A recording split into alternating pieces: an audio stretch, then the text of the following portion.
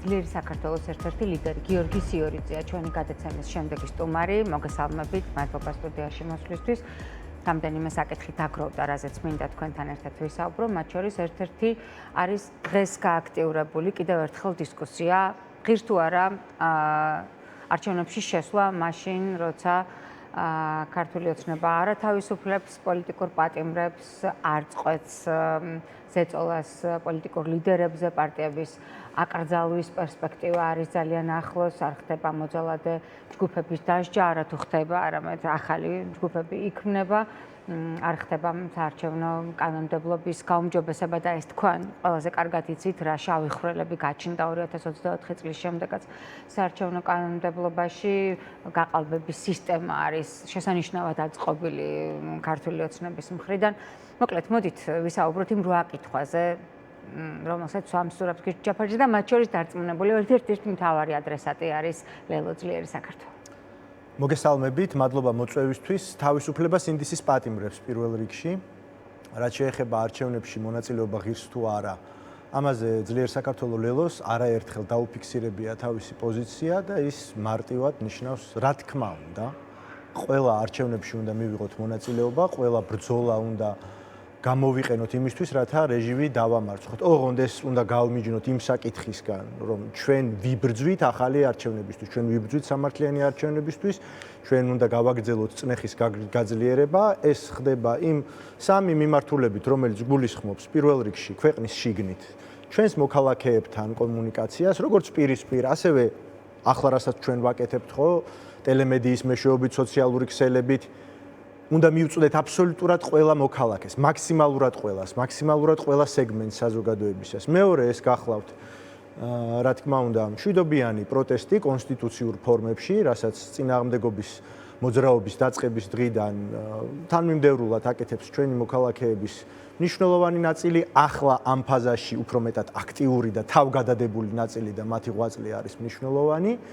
და რა თქმა უნდა, მესამე მიმართულება არის ჩვენს საგარეო პარტნიორებთან, ჩვენს დასავლელ პარტნიორებთან კომუნიკაცია. ამ ბრძოლის ფორმებმა, ამ ბრძოლის ხერხებმა თავისი შედეგები გამოიღო და ეს უნდა შევახსენოთ საზოგადოებას. რა თქმა უნდა, ჩვენ შეიძლება გვქონოდა სურვილი და ბევრს მოლოდინიც ჰქონდა, რომ 2024 წელსვე დავასრულებდით რეჟიმს, თუმცა ჩვენი პოლიტიკური ძალა მაშინაც იძახდა და მაშინაც გვეგონა და გვჯეროდა, რომ ეს არ იქნებოდა მარათონი, უბრალოდ ეს არ იქნებოდა სპრინტი, ეს იქნებოდა მარათონი და ის ფინალური ბრძოლა 2024 წელს ჩვენ ვერ მოვიგეთ, მაგრამ ჩვენ უნდა კარგად გვესმოდეთ. რა მდგომარეობაშიც არის ქართული? რა ვერ მოვიგეთ? ქართული ოცნება ვერ შევცვალეთ მაშინ. ამ თავარ ბრძოლას გულისხმობ. სათანადო ხმები ვერ მიიღეთ, არჩეველი არ იყო მზად, თუ ქართული ოცნება მიიღეთ. არჩევნებზე არ ვიძახი მე. ყველა იმ ბრძოლის ფორმებზე, მათ შორის აქციებით, ხო, მათ შორის ჩვენ საგარეო პარტნიორებთან კომუნიკაციით, ამ ყველაფრის ერთობლიობამ ვერ გამოიწვია ჯერჯერობით. რატომ რას ფიქრობთ? ჯერჯერობით ვერ გამოიწვია ცვლილება, იმიტომ რომ ურჩხულის დამარცხება ასე მარტივი არ არის. ბევრი მიზეზი ჰქონდა, ბევრი შეცდომა დაუშვეს ყველამ პოლიტიკურმა აქტორებმა, ჩვენი პასუხისმგებლობა ყველამ უნდა რა გააძლევს? ურჩხული უფრო გაძლიერდა ამ ხნის განმავლობაში, არა? არა, ამ ხნის განმავლობაში არა. 2024 წელსვე თუ გვეგონა რომ აი იმ ბრძოლით, რომელიც მაშინ იყო, უფრო აქტიურ ფაზაში მოვიგებდით, ეს ასე არ აღმოჩნდა, მაგრამ ეს ხდება ხოლმე მსოფლიო ისტორიაში. ნაბიჯ ჩვენ მივაღწიეთ იმ სტატუს კოს, რომელიც აქვს ქართულ ოცნებას, რომ ის არის იზოლირებული, რომ ის არის არალეგიტიმურად აღიარებული როგორც ქვეყნის შიგნით, ასევე ქვეყნის გარეთ.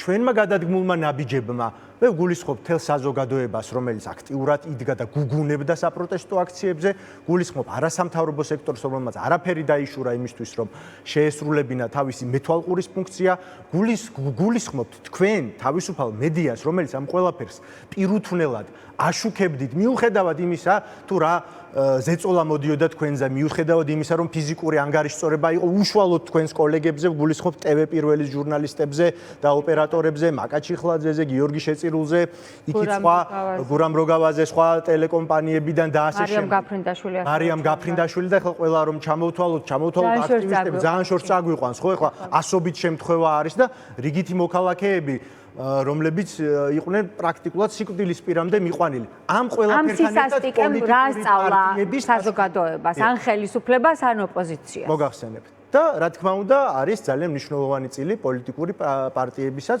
რომელთაც გადადგეს კონკრეტული ნაბიჯები 2024 წელს. მაგრამ ეს მდგომარეობა რომ გვაქვს, ხო, არის ჩვენი ყველას ბრძოლის დამსახურება და ამას სჭირდება დანახვა. ჩვენ უნდა გვესმოდეს და ხალხს უნდა ესმოდეს, რომ მას აქვს ძალა, რომელიც კულმინაციამდე უნდა მიიყვანოს. რა თქმა უნდა, ბევრი შეცდომა იყო, ბევრი რაღაცა იყო გაუთვლელი, მაგრამ ჩვენ ბრძოლა არ უნდა შევწყვიტოთ, ჩვენ ბრძოლა არ უნდა გავაგრძელოთ. ის რაც მოხდა 2025 წელს, ამან დააზიანა ჩვენი ბრძოლა. გულისხმობ ადგილობრივი თვითმმართველობის არჩევნებზე პოლიტიკური ოპოზიციის პოზიციების გაყოფას და ინფორმებით გაყოფას, როგორც მოხდა. გულისხმობ 4 ოქტომბერს, რომელიც იყო სამწუხაროდ ძალიან დიდი ფრუსტრაციის განმაპირობებელი, ხო, გამომწვევი საზოგადოებაში, ბევრისთვის შიშის გამომწვევი, ბევრისთვის ნიჰილიზმის გამომწვევი. 4 ოქტომბერი რომ არ ყოფილიყო, ახლა ქართული ოცნება დამარცხებული იქნება. არა, მე ვამბობ, რომ ჩვენ საერთო ბრძოლაში, აი ამ დიდ გზაზე ეს იყო შემაფერხებელი. მე არ მინდა ვინმესკენ ხელი გავიშვირო, მაგრამ რა თქმა უნდა, ჩვენს შეცდომებზე რეფლექსია არის მნიშვნელოვანი იმისთვის, რათა ესეთი შეცდომები აღარ დავუშვათ. ეხლა ის რომ 4 ოქტომბერი რო არ ყოფილიყო ხელისუფლება ცვლილება იქნებოდა თქო, მე მგონი ჩემი ნათქვამიდან არ გამომდინარეობს, იმიტომ რომ ადგილობრივი თვითმმართველობის არჩევნებით ხელისუფლება ისედაც არ იწვლება ხოლმე ჩვეულებრივ პირობებში, მით უმეტეს, როდესაც რეჟიმზე გვაქვს საუბარი, ხო? რეჟიმის ცვლილებას ჩვენ ძლიერი საქართველო ლელო ვხედავთ არჩევნების გზით. ოღონდ აქ არის ერთი მთავარი განსხვავება ნორმალური ქვეყნების და ნორმალური პირობებისგან. თუ გინდა რომ რეჟიმი შეცვალო არჩევნების გზით, ის უბრალოდ კი არ უნდა დაამარცხო, უმრავლესობით კი არ უნდა აჯობო, უბრალო უმრავლესობით. მას უნდა ძლიო დამთრგუნველი უმრავლესობით. წამლეკავი უმრავლესობით, ანუ ისეთი სხვაობით, როდესაც რეჟიმს აღარ ექნება აღარანაირი სივრცე манипуляციებისთვის, რისი გადასარევი მაგალითიც გვაქვს ჩვენ უნგრეთში ცოტა ხნის წინ მომხდარი რეჟიმის ცვლილება. ისიც იყო რეჟიმი, გაცილებით უფრო უარეს საარჩევნო სისტემაში, ამას ხაზს უსვამ. გულისხმობთ მაჟორიტარების მათ შორის საარჩევნო სისტემა ამას რაც შეეხება საარჩევნო კანონმდებლობას. საარჩევნო კანონმდებლობა. დამკვირვებლების შანსს. მათ შორის ემიგრანტების ხმის მიცემის შესაძლებლობა. ემიგრანტების მე გეტყვით თუ მადიარის ამ მაგალითზე გვინდა საუბარი, დამკვირვებლების თვალსაზრისით და დაკვირვების თვალსაზრისით იყო უდიდესი პრობლემები, როგორც მინიმუმ არანაკლები ვიდრე აქ. საარჩევნო დავებთან მიმართებაში არანაკლები პრობლემები პირდაპირ ორბანის დასმული იუსტიციის სამინისტროს მიერ სპეციალური პალატა იყო შექმნილი საარჩევნო დავებისთვის. ოღონდ საარჩევნო დავებამდე იქ საქმე არ მივიდა, იმიტომ რომ დამთრგუნველი უმრავლესობით აჯობა უნგრელმა ხალხმა მათ. ისევე როგორც ემიგრანტების თვალსაზრისით, იქ საერთოდ კიდევ ისეთი ცვლილებები იყო, ხოლმე არ მინდა არ გვაქვს ამისი დრო რომ დეტალურად ვისაუბრო. საერთოდ ემიგრანტების და საარჩევნო კარუსელების და საარჩევნო მიგრაციის თვალსაზრისით ისეთი პრობლემები შექმნა ორბანმა, ისეთ ხალხს მისცა რეპატრიანტებს ხმის უფლება და ისეთებს აუგზალა, რომ ეს ყველაფერი ორბანის ყულაბაში მიდიოდა და მაინც ძლია მას მადიარმა. უბრალოდ უნგრელმა ხალხმა ძლია მათ. და ჩვენი ფორმულა არის არა ის რომ ვიღაცა მადიარი ვიპოვნოთ, მესია ვეძიოთ თანამედროვე ქართულ ოპოზიციაში, ამის საჭიროება არ არის. ჩვენ უნდა კარგად გავითავისოთ, რომ თუ გზა არის ის, რომ ხალხის დამთრგუნველი უმრავლესობა ჯაბნის დიქტატურასაც, ჯაბნის ავტორიტარიზმსაც, ჩვენი გზა ვიპოვნოთ იმისთვის, რომ ჩვენ საზოგადოებაში ასე ფესვგადგმული ნიჰილიზმი და შიში გავაქროთ და ეს ადამიანები დავარწმუნოთ, რომ როცა არ უნდა იყოს არჩევნები, მოვიდნენ წამლეკავი უმრავლესობით, რათა დავჯაბნოთ ქართული ოცნება, იმიტომ რომ მითია ის, თითქოს ქართულ ოცნებას შეუძლია ნებისმიერი რამის დაწერა და ამაზე ნებისმიერი შედეგის დაწერა, ამაზე მე როგორც სესკოს თავმჯდომარის ყოფილი მოადგილე და საარჩევნო სპეციალისტი თუ გნებავთ, ძალიან ბევრს ვესაუბრები ნებისმიერს.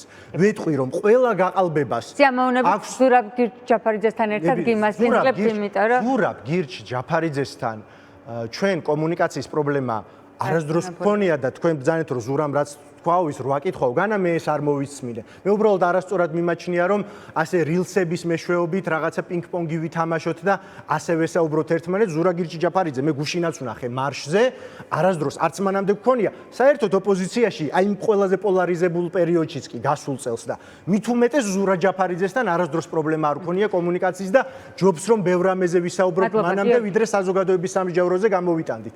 და დავასრულებ თქვენის ნებართვით ამ აზრს. ლიმიტი აქვს გაყალბებასაც, ეს რომ ასე არ იყოს 2024 წელს ქართული ოცნება არ დაწერდა იმ შედეგს, რაც დაწერა თბილისში, რუსთავში და დიდ ქალაქებში, როცა მან წააგო მოქმედი ოფიციალური, მათი ოფიციალური შედეგებითაც რომ წააგო. არ მითხრას ახლა ვინმემ რომ არ სჭირდებოდაო. თუ არ სჭირდებოდა 99-ის ნაცვლად 90 დეპუტატი არ ეყოლებოდა და კოჭელი პარლამენტი არ ეყოლებოდა იუსტიციის საკონსტიტუციო სასამართლოს მოსამართლეს რო ვერ ნიშნავს და იუსტიციის უმაღლესი საბჭოსაც და მით უმეტეს თავსლაფი რომ დაისხა და ასეთ არალეგიტიმურ მდგომარეობაში რო ჩაიყენა თავი.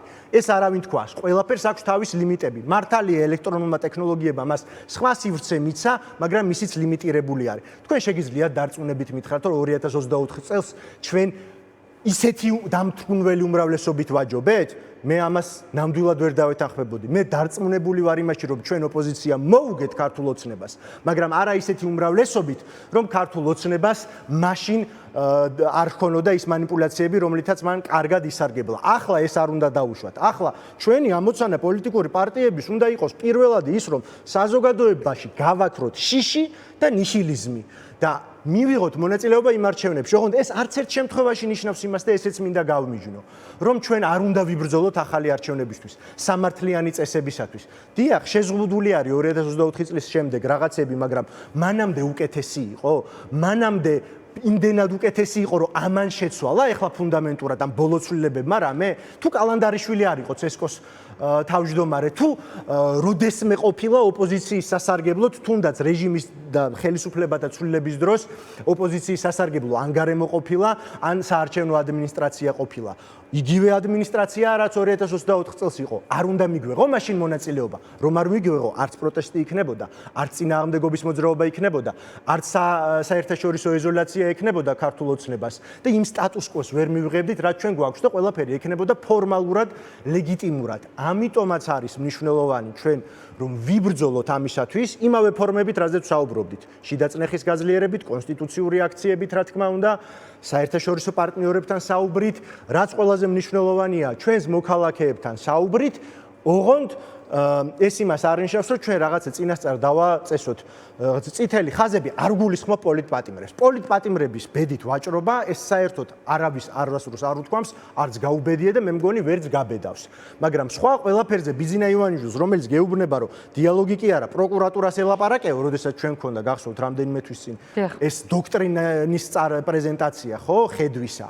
და რომელიც პოლიტიკურ ლიდერებს აგერ დაჭერას უპირებს და პარტიებს აკრძალვას. ჩვენ ვამბობთ, რომ არ უნდა დავუთმოთ მათ არაფერი, დანარჩენზე უნდა ვისაუბროთ და ჩამოყალიბდეთ ოპოზიციაში, იმიტომ რომ იგივე არ განმეორდეს, რაც მოხდა 2025 წელს. დიდი მადლობა, საინტერესო იყო ამ მოსაზრებებზე თქვენი პასუხები.